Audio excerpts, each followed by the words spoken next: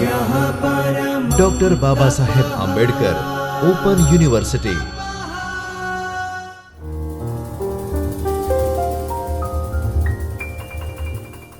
નમસ્કાર. Doctor Baba Saheb Ambedkar open યુનિવર્સિટીના જ્યોતિર્મય પરિસરમાંથી ચૈતન્ય સ્ટુડિયોમાંથી હું doctor Urmila Pravin Rawat, librarian, Gujarat commerce college, આપ સૌનું હાર્દિક સ્વાગત કરીએ છીએ. ગ્રંથાલય અને માહિતી વિજ્ઞાન વિષયના paper MLIE 102 block number 11 system અભિગમ, ખ્યાલ, લાઇબ્રેરી સિસ્ટમ અને સબ સિસ્ટમ, સિસ્ટમ વિશ્લેષણ, મૂલ્યાંકન અને ડિઝાઇન અંતર્ગત પાર્ટ 1માં આપણે સિસ્ટમ અભિગમ, ખ્યાલ અને લાઇબ્રેરી સિસ્ટમ વિશે માહિતી મેળવીશું. તો ચાલો મિત્રો શરૂ કરીએ.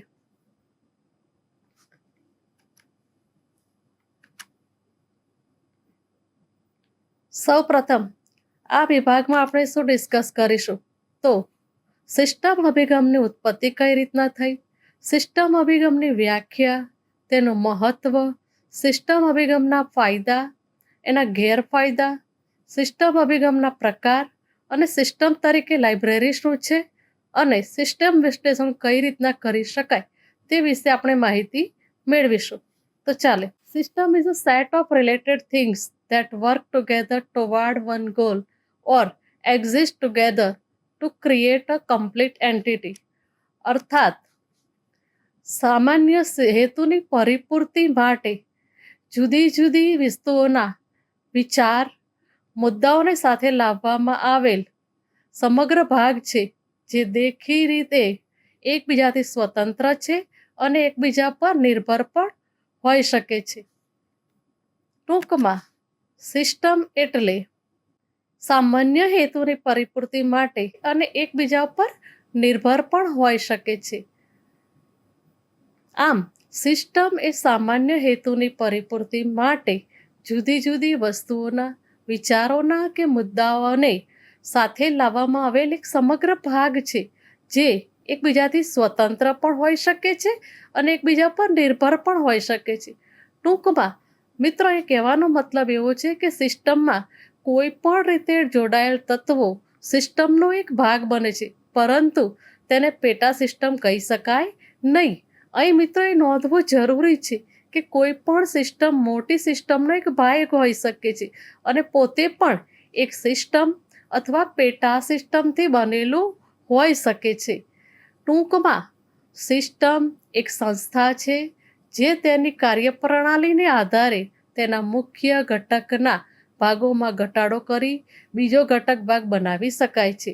હવે આ જે છૂટો પડેલો ભાગ છે તે છૂટો પડેલો ભાગ કોઈ મોટી સિસ્ટમનો ભાગ પણ બને છે અથવા પોતે પણ એની સબ સિસ્ટમ બને છે અને આ જ રીતે ફરીથી જે તેના પોતાના ઘટક ભાગોમાં પણ પેટા વિભાગ પાડી શકાય છે અથવા સબ સિસ્ટમ બનાવી શકાય છે. તો મિત્રો તેની પોતાની યોગ્યતાના આધારે સમગ્રનું અસ્તિત્વ છે.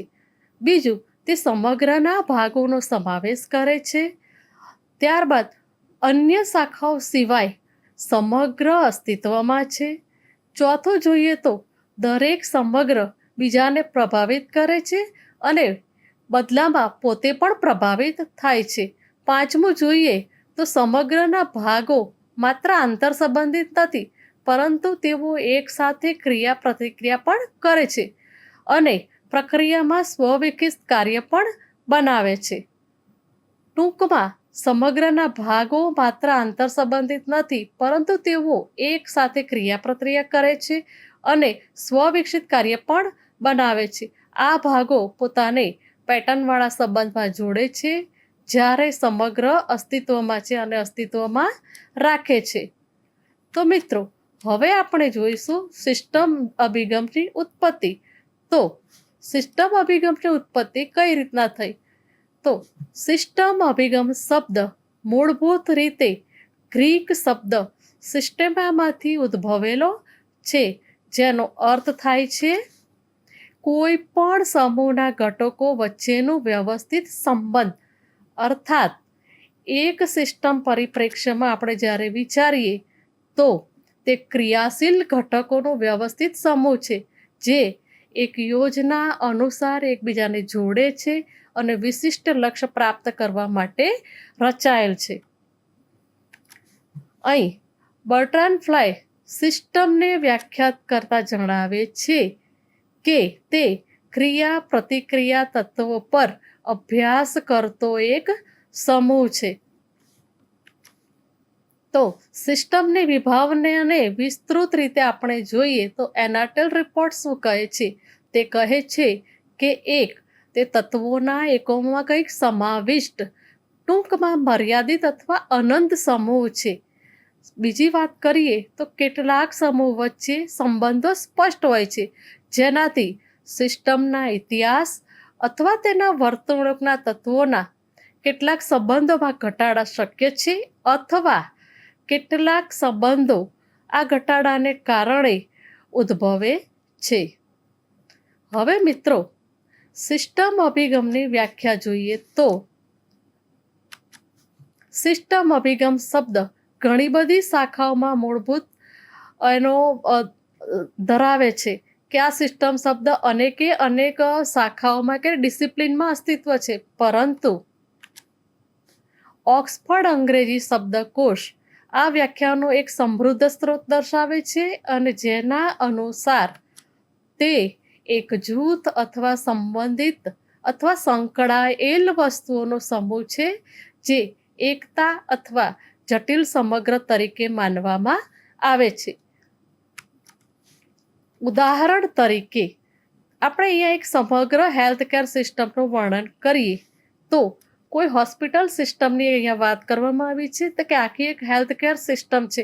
આ હેલ્થકેર સિસ્ટમનો આપણે વાત કરીએ તો એક હેલ્થકેર સિસ્ટમ છે, ટોટલી એક ભાગ છે, એટલે કે તેની હોસ્પિટલ.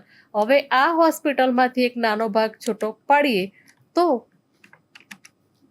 તાત્કાલિક સારવાર સિસ્ટમ, અને ત્યારબાદ તાત્કાલિક સારવાર સિસ્ટમમાં પણ એક નાનો ભાગ પાડીએ તો એક્સરે ઇમેજિંગ સિસ્ટમ, અને હજુ પણ તેનો એક ભાગ પાડીએ તો ફરીથી ઇમેજ હેન્ડલિંગ સિસ્ટમ.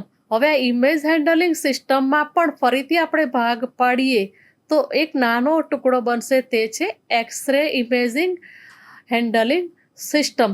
તો આ રીતના આપણે હોસ્પિટલનો એક સમગ્ર ભાગ વિચારીએ સમગ્રના, ત્યારબાદ તાત્કાલિક સારવાર સિસ્ટમ, એક્સરે ઇમેજિંગ સિસ્ટમ, અને ફરીથી આનો ભાગ પાડીએ તો એક્સરે ઇમેજ હેન્ડલિંગ સિસ્ટમ. તો આમ ટોટલી આપણે નાના વિભાગોમાં આપણે છૂટા પાડી શકીએ અને આ દરેકે વિભાગ સંપૂર્ણપણે પણ કામ કરે છે અને એક પેટા સિસ્ટમ તરીકે પણ કામ કરે છે.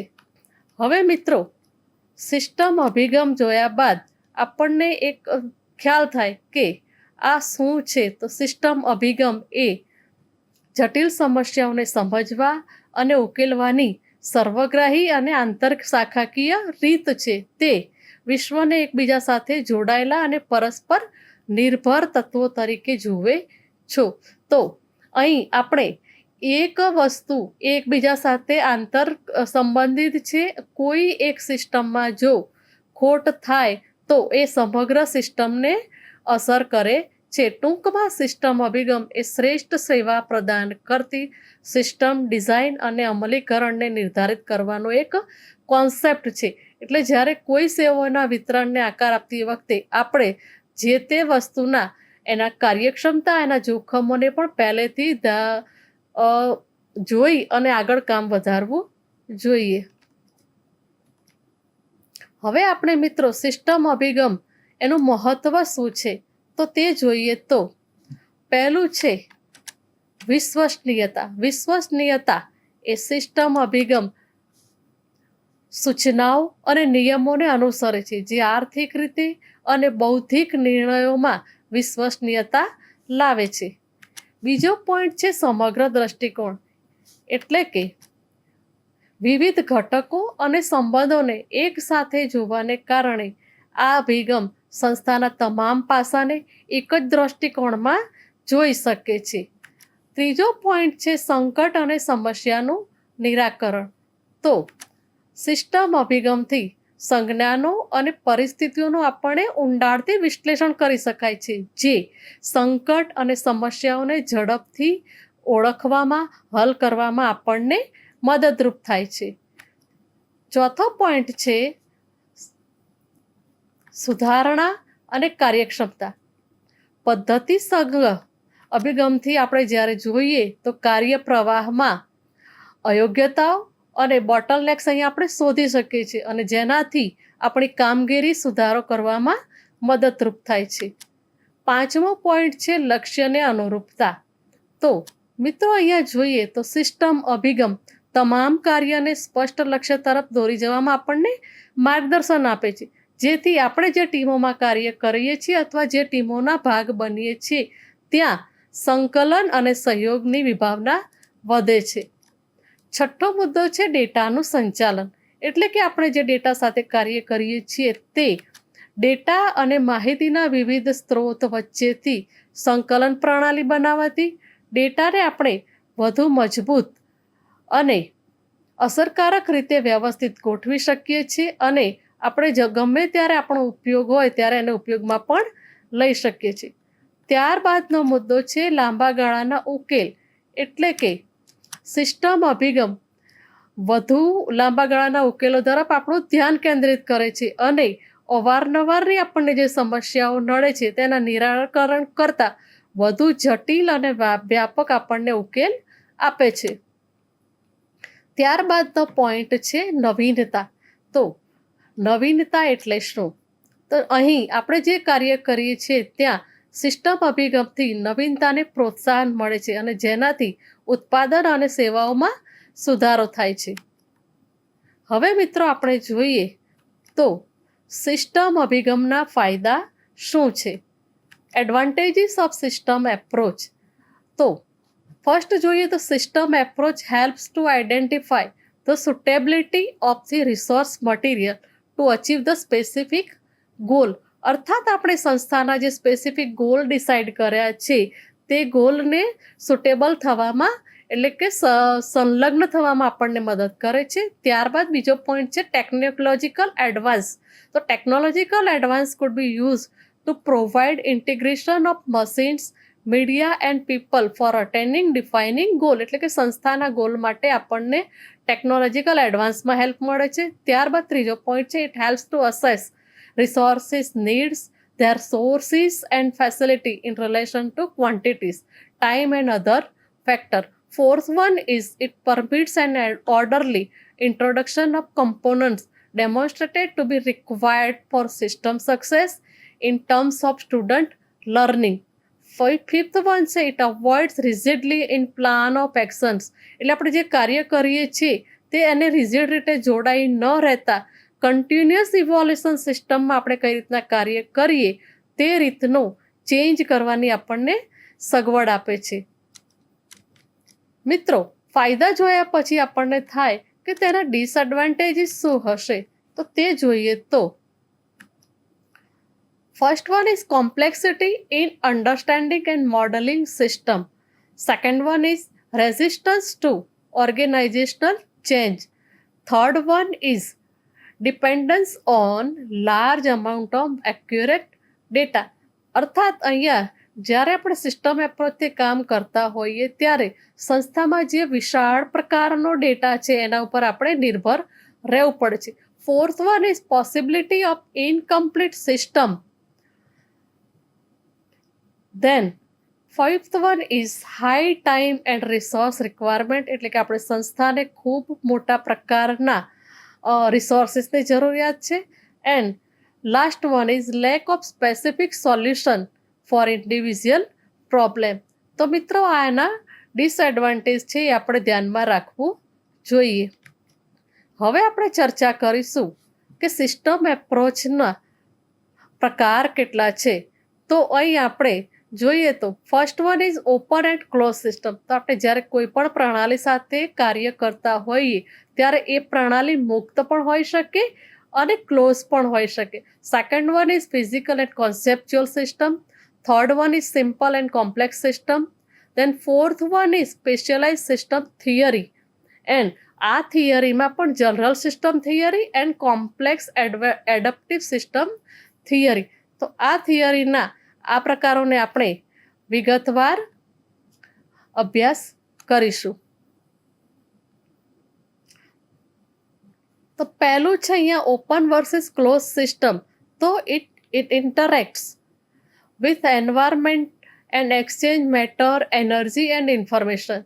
ત્યારબાદ સામે આપણે વાત કરીએ છીએ ક્લોઝ સિસ્ટમમાં શું છે, તો does not interact with environment, no exchange of matter, energy for information. તો અહીં આપણે ઓપન વર્સિસ ક્લોઝ સિસ્ટમની વાત કરી. ત્યારબાદ ફિઝિકલ વર્સિસ કોન્સેપ્ચ્યુઅલ સિસ્ટમમાં શું હોય છે, તો ફિઝિકલ એટલે કે જે દેખાય છે, તો tangible and observable, consist of physical components that exist in real world. Same આપણે કોન્સેપ્ચ્યુઅલ સિસ્ટમની વાત કરીએ તો intangible and abstract, consist of ideas, models, plans or theory. તો આ આપણે ફિઝિકલ અને કોન્સેપ્ચ્યુઅલ સિસ્ટમની વાત કરી. ત્યારબાદ સિમ્પલ એટલે કે સાદી અને કોમ્પ્લેક્સ સિસ્ટમ શું છે, તો for components and relationships, easy to understand and predict behaviour. તો આપણે જે સરળતાથી સમજી શકીએ છીએ સિમ્પલ સિસ્ટમ છે. દેન કોમ્પ્લેક્સ સિસ્ટમની વાત કરીએ તો many component and relationships, dynamic and difficult to predict, એટલે આપણે જેના પર ધારણા કરવામાં મુશ્કેલ હોય છે અને ગૂંચવાણાભરી પરિસ્થિતિઓનું નિર્માણ કરે છે, એ છે કોમ્પ્લેક્સ સિસ્ટમ. સૌથી અગત્યની વાત કરીએ તો specialize system theories by application. વ્યવહારિક રીતે જોઈએ તો જનરલ સિસ્ટમ થિયરી, ત્યારબાદ system engineering, cybernetics, operational research and છેલ્લે સોફ્ટ સિસ્ટમ. આ દરેક વસ્તુને આપણે વ્યવહારિકમાં અમલમાં મૂકીએ છીએ. તો જનરલ થિયરીની વાત કરીએ તો broad framework application to any type of system. Engineering સિસ્ટમની વાત કરીએ તો it focus on designing and managing complex system, એટલે કે આપણી જે સિસ્ટમ છે એને મેનેજ કરે છે. ત્યારબાદ સાયબરનેટિક્સની વાત કરીએ તો તે સ્ટડીને કંટ્રોલ કરે છે. Communication and feedback in system, તો ડેટા સાથે કમ્યુનિકેશન કરી ફીડબેકની વ્યવસ્થા વિકસાવે છે. ઓપરેશન રિસર્ચની વાત કરીએ તો it uses analytical method to support decision making, એટલે કે આપણી સંસ્થામાં જ્યારે કોઈ પણ નિર્ણય લેવાનો હોય તો સંશોધન આધારિત નિર્ણય લેવામાં મદદ કરે છે. છેલ્લો છે સોફ્ટ સિસ્ટમ. તો અહીં addresses human factors and unstructured problem in system. તો આ દરેક વસ્તુ સિસ્ટમ પ્રણાલીનો એક ભાગ છે. હવે મિત્રો ગ્રંથાલય વ્યવસ્થા એટલે કે ગ્રંથાલય સિસ્ટમને આપણે જોઈએ તો લાઇબ્રેરી પ્રણાલીને ચેપમેન અને અન્યો દ્વારા વિગતવાર એનું વર્ણન કરવામાં આવ્યું છે. અને આને આપણે વિચારીએ તો આપણે લાઇબ્રેરીમાં જુદા જુદા વિભાગો કાર્યરત હોય છે. ઉદાહરણ તરીકે આપણે જે વાત કરીએ તો સૌપ્રથમ છે ગ્રંથ પ્રાપ્તિ એટલે કે એક્વિઝિશન. ત્યારબાદ છે જે ગ્રંથ પ્રાપ્તિ થઈ છે એનું સૂચીકરણ, એની ટેકનિકલ પ્રોસેસ, ઇન્ડેક્સિંગ સિસ્ટમ. આ બધું કર્યા બાદ આપણે એને સર્ક્યુલેશનમાં એટલે કે ઉપભોક્તાને વિતરણ માટે મૂકીએ છીએ. ત્યારબાદ ઉપભોક્તાની ક્વેરી આવે તો સંદર્ભ સેવા વિભાગ. છેલ્લે છે સામાયિક સેવા. તો ગ્રંથાલય દ્વારા સામાયિક સેવા પણ આપવામાં આવે છે. અને આ દરેકે દરેક નાના નાના વિભાગોનું સંકલન કરી અને એક સિસ્ટમ ઊભી થાય છે જે લાઇબ્રેરી સિસ્ટમ તરીકે આપણે ઓળખીએ છીએ. અને આ સંપૂર્ણ લાઇબ્રેરીનું વહીવટ અને આયોજન એ ગ્રંથાલય સિસ્ટમનો એક ભાગ છે. અહીં આપણે ઇમેજ દ્વારા એને વિસ્તૃત રીતે જોઈએ તો માહિતી સંગ્રહ અને પુનઃપ્રાપ્તિ તરીકે ગ્રંથાલય કઈ રીતના કાર્ય કરે છે. તો સૌપ્રથમ જ્યારે ઉપભોક્તા ગ્રંથાલયમાં આવે છે તો એ પોતાની ઇન્ફોર્મેશન નીડ લઈને આવે છે, એટલે કે ક્વેરી રેઝોલ્યુશન કરે છે. આ ક્વેરીને આપણે ગ્રંથાલયમાં જે પણ ડોક્યુમેન્ટ છે અથવા ઇન્ડેક્સિંગ સિસ્ટમ છે એ દરેકમાં આપણે તપાસ કરીએ છીએ, એટલે કે એને મેચ કરીએ છીએ. મેચ કર્યા બાદ જો ઉપભોક્તાને સંલગ્ન માહિતી છે તો એના પરિણામમાં આપણે એને ઓકે કરીએ છીએ, એટલે કે એના રિઝલ્ટ લિસ્ટમાં એ ઓકે છે.